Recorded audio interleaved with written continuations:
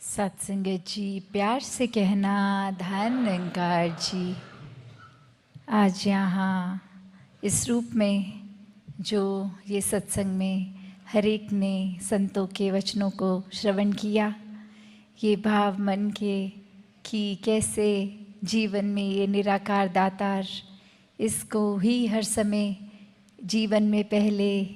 एक एहसास बनाने के लिए ब्रह्म ज्ञान लेकर इसको पहचान कर फिर श्रद्धा, विश्वास, भक्ति भरा जीवन और मन को हर पल इसी के साथ स्थिर रखने के भाव, भक्तों के जीवन से ये जो शिक्षाएं मिली, ये कोई सिर्फ आज सत्संग के समय के ये टाइम तक की नहीं है, ये तो जीवन भर के लिए है कि कैसे अपने जीवन में ये सुधार ला सकें। कैसे आज अनेकों संतों ने समझाया और युगों से संत समझाते हैं कि भक्ति एक प्यार की बात है, ये भक्त और भगवान के रिश्ते की है। कैसे अपनी भक्ति को और मजबूत करें, एक भक्ति जो इस परमात्मा के दर्शन साक्षात हर समय करते हुए की हो। कैसे जीवन में फिर एक चेतनता का इस्तेमाल करते हुए हर समय अवेयर होके एक हर समय में लिविंग इन द मोमेंट, उस समय भी ये सोते जागते उठते बैठते हर समय की श्रेष्ठता तभी है जब एहसास में निराकार हो। ये जो मिडिल पाथ, ये मध्य मार्ग की भी बात, और कैसे अपने जीवन को बैलेंस रखना है, जहाँ ये ब्रह्म ज्ञान रूप तो आ गया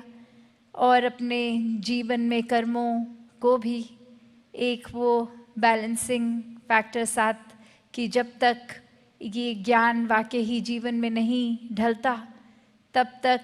वो भी ज्ञान, ब्रह्म ज्ञान किसी भी काम का नहीं,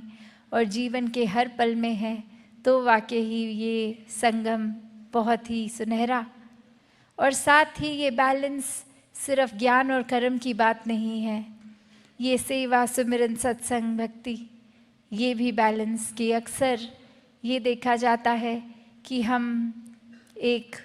मन से तो अगर इस परमात्मा, इस निराकार का सुमिरन कर रहे हैं, पर जीवन में फिर एक सत्संग जाने की रुचि नहीं है, मन में पूरे संसार के लिए सेवा भाव नहीं है, तो फिर ये बैलेंस नहीं है। ये भी अपने आप में ये जैसे तराजू तो चलो दो चीज़ों का बैलेंस कर सकता है, पर यहाँ ये तीन जगह पे सेवा, सिमरन, सत्संग का बैलेंस है। कैसे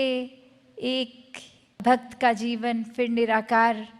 के ऊपर ही अलाइन रहता है जब संतों के वचनों को सत्संग रूप में एक श्रेष्ठता दी जाए। ये दिल हर समय परमात्मा के एहसास में हो, मन में फिर भेदभाव नहीं, नफरत नहीं, एक दासों के दास हैं हम, ऐसे भाव से समर्पित होके एक अपने किसी फ़ायदे के लिए नहीं, एक बेगर्ज होके ये सेवा की जाए, और इस सेवा में फिर ना देखा जाए कौन है, कहाँ से आया है, ये हर एक के लिए दिल एक समान, हर एक को पूजनीय मानते हुए हर एक के जीवन में किस तरह कंफर्ट आ सकता है। तो ये मध्य मार्ग, ये बैलेंस, ये भक्ति का, और कैसे मानवीय गुणों से फिर युक्त होकर अपने जीवन में इस परमात्मा को एक रखकर स्वयं ही हर एक वो ह्यूमन वैल्यू का साक्षात रूप इंसान बन जाता है। कैसे फिर ये समझ आ जाती है कि ये हलचल दुनिया की तो होती रहेगी, एक ये भाव कि हर समय कुछ ना कुछ तो होता ही रहेगा संसार में, पर ये परमात्मा के ऊपर स्थिर होने से ही मन स्थिर हो पाएगा। वरना तो जैसे जैसे आँखों के आगे जो सिचुएशन है, उस समय जो चल रहा है, मन उसके रंग में रंग जाता है। अभी घर में कुछ खुशी का कारण बना तो दिल बहुत प्रसन्न है, अभी कामकाज में कुछ दिक्कत हुई, मन उदास है। ये फिर मन अपना रूप बदलता रहता है, और कैसे मन को फिर जब जब हर पल इस परमात्मा में रखते हैं तो ये एहसास कि कुछ भी होता चला जाए, ये सुकून में ही रहना है, ये अपने आप सहज जीवन बन जाता है। ये कोई फोर्स नहीं फिर करना पड़ता कि एक फीलिंग तो अनईज़ी हो रही है, उसको कैसे ईज़ी करें। एक ये सहजता, सुकून, आनंद की अवस्था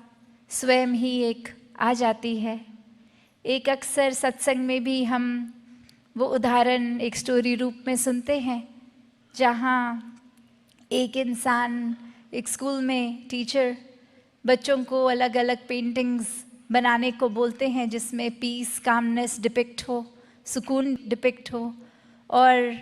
मेजॉरिटी बच्चे नेचर को इतना सुंदर बना देते हैं कि वो देखकर एक समझ आ जाता है कि थीम ये पीस है, कामनेस है, सुकून है। और वहीं एक पेंटिंग जो एक इतना तूफान का दृश्य उस बच्चे ने बनाया कि सब कुछ तहस तहस हो रहा है, पेड़ गिर रहे हैं, एक बादल गरज रहे हैं, लाइटनिंग है, एक हवा तेज़ चल रही है, मिट्टी उड़ रही है, और वहीं एक घोंसला किसी पेड़ पर जो एक सुरक्षित, बहुत ही सेफ अपने आप को वो मदर बर्ड अपने बच्चे को खाना दे रही है, एक बहुत सेफ उस घोंसले में, उस नेस्ट में रख रही है। तो यही फिर उस जब पेंटिंग पे नज़र गई और ये सोचा कि बाकी सब जगह तो पेड़, पहाड़, झरने एक बहुत ही अच्छा ऐसा है, और ये इतनी डिस्टर्बिंग विजुअल, इसको कैसे उस थीम में बच्चे ने सोचा। और वो बच्चा फिर यही बताता है कि जिस तरह इस परमात्मा ने हमारे जीवन में भी उथल पुथल, हर समय के अनुसार हर पल में कुछ अलग रंग, तो ऐसे ही जीवन में ज़रूर ये तूफ़ान भी आएंगे। हर समय तो हमें अपने हिसाब से, अपने मुताबिक हर सिचुएशन एक उस तरह तो नहीं मिलेगी, पर हाँ, ये सुकून उस समय भी, जिस तरह ये माँ को उस समय और कुछ नहीं पड़ी थी कि आंधी आ रही है कि नहीं, बस था कि ये मेरा घर, मेरा बच्चा, ये सुरक्षित कैसे मैं रखूं, ये हवा से कोई लेना देना नहीं। एक पहले ही घोंसला उस तरह बना लिया कि वो विंड फैक्टर अफेक्ट ही ना करे, और बस वो उतनी एक हबड़ा दबड़ी के माहौल में भी, एक डिस्कम्फर्ट के माहौल में भी एक कंफर्ट ही दर्शा रहा है। तो बात वही कि जिन्होंने इस परमात्मा पे उस तरह विश्वास रखा, पहले देखकर, पहले जीवन में एहसास करके, हर पल जब दर्शन करते हुए, फिर ये पता होता है कि ये सिचुएशंस तो एक हमारे मुताबिक अच्छी हों या बुरी हों,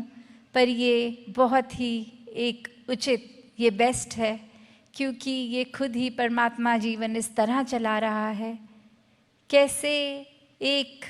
अक्सर ख्याल भी आते जाते रहते हैं, तो यही संत समझाते हैं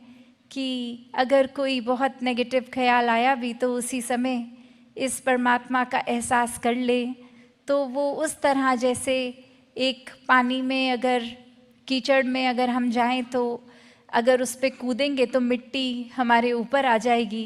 पर थोड़ी देर अगर हम वो स्टैग्नेटेड उसको रखें, उसको हलचल ना करें उस पानी में, तो खुद ही वो सेडिमेंट्स उसके मिट्टी के नीचे सेटल हो जाएंगे और वो साफ़ पानी ही ऊपर होगा।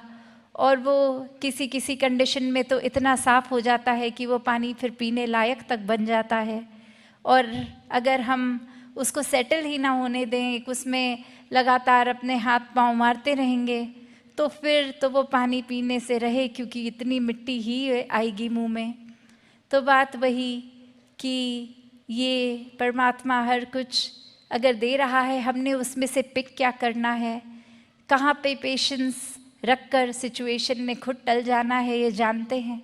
फिर भी उस समय इतने खुद ही परेशान, इतने अनईज़ी हो जाते हैं, और कुछ हद तक इस परमात्मा से भी वो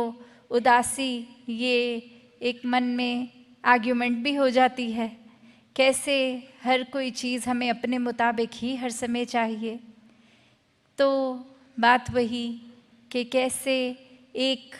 जो चीज़ है, चाहे वो कोई सिचुएशन हो, किसी के शब्द हों, वो भी दिल पे ऐसे घर कर जाते हैं। और कभी अगर हम खुद ही किसी वजह से परेशान फील कर रहे हैं तो अक्सर जाने अनजाने में औरों तक फिर वो अपना चिड़चिड़ापन होने के कारण ये शब्द भी खराब बोल देंगे। व्यवहार, ये बिहेवियर भी हमारा हर एक के प्रति खराब होता जाता है। तो संतों ने तो ऐसे समझाया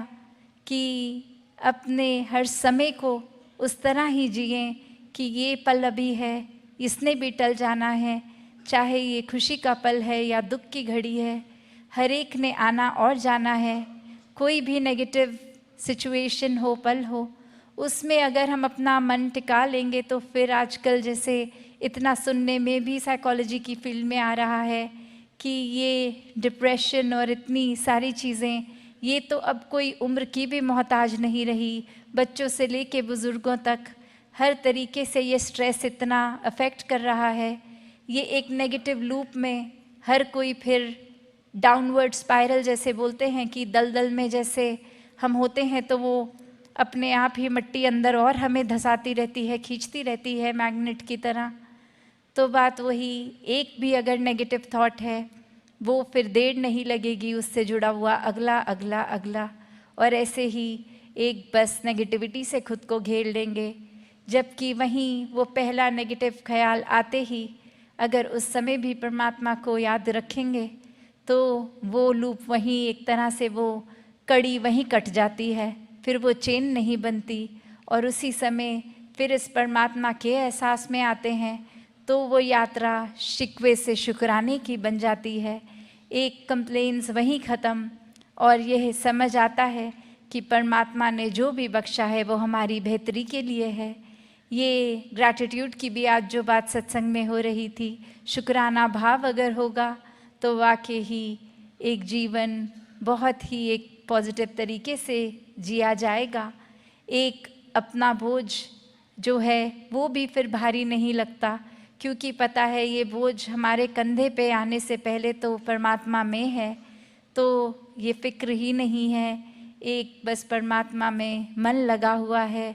एक भेदभाव हर एक के प्रति ख़त्म, नफ़रतों के कारण ख़त्म, एक दूसरे के प्रति सिर्फ प्यार सत्कार,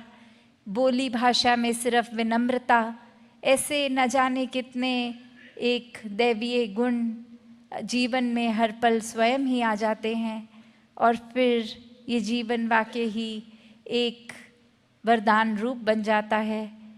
तो हर किसी के हिस्से में ये भक्ति भरा जीवन जब आ जाता है तो वाकई ही ये मानुष शरीर, ये दिल, जैसे अक्सर कहते हैं कि मन मंदिर, तो वही बात मंदिर में भी अभी हम सत्संग कर रहे हैं। तो ये परमात्मा का वास कण कण में है और ये जो असीम परमात्मा है इसको अपने दिल में बसा के, जीवन में बसा के ये मन को मंदिर कर लें, इस तन को मंदिर कर लें। दातार सभी पे कृपा करे, हर कोई भक्ति में जीवन बिताता चला जाए। साथ संगत जी, धन निरंकार जी।